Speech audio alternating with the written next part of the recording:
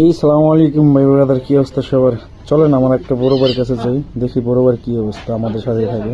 সালাম আলাইকুম রহমান ভাই। ওয়ালাইকুম আসসালাম ভাই, ভালো আছেন? এই তো আলহামদুলিল্লাহ, কি অবস্থা আপনার? মোটামুটি ভালো ভাইয়া।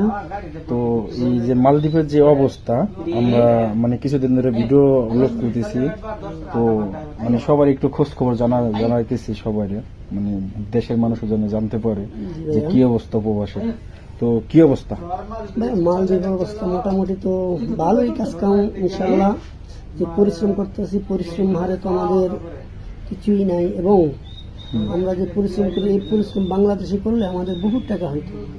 এই দেশে মানে আমরা যে মানে দেশে মানে বেকার যে ঘুরতাম, এখানে এসে যে শ্রমটা দিচ্ছি সেই শ্রমটা হয়তো মানে দেশের বাইরে থাকে দিলে এর চাইতে আরো বেশি ইনকাম হইতো, ইনকাম হচ্ছে। আর সব ফ্যামিলির সাথেও থাকা যেত, বাট এখানে একাই পড়ে আছে, ঠিক না? আমাদের কষ্টের জীবন তো আর কেউ দেখে না।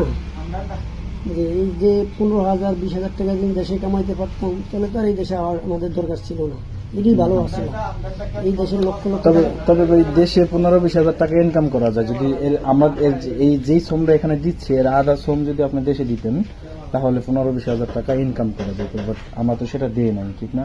না ভাইয়া, এটা আমরা দিই না আমাদের লজ্জার কারণে। এই কারণে পরিচিতি শিকারে পড়া যেভাবে চালাইতেছে সেইভাবে চলতেছে, এরকম হতো। হ্যাঁ, এটাই। তো যাই হোক গাইস, সালাম আলাইকুম সবাইকে, আর সবাই ভালো থাকবেন।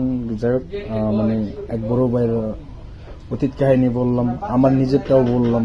তো যারা আছেন দেশে, তো দেশেই থাকেন, দেশে কর্মস্থল খুঁজে নেন, সবচেয়ে বেটার হবে। ফ্যামিলি নিয়ে থাকতে পারবেন, সবাই দেখতে পারবেন, ভাই ব্রাদার নিয়ে চলতে পারবেন। আর বাহিরে মনে করেন কি ছিল, আসলে বন্দি জেলখানা, বুঝেন জেলখানা, যারা কারোর সাথে দেখা করা যায় না, তো আমরা সেম পজিশনে আছি। কি বলেন রহমান? জি ভাইয়া, আমরা জেলখানার থেকে খারাপ হয়ে আছি আরো। তো সবাই ভালো থাকবেন, সুস্থ থাকবেন, দোয়া করি সবার জন্য, আর আমাদের জন্য দোয়া করবেন।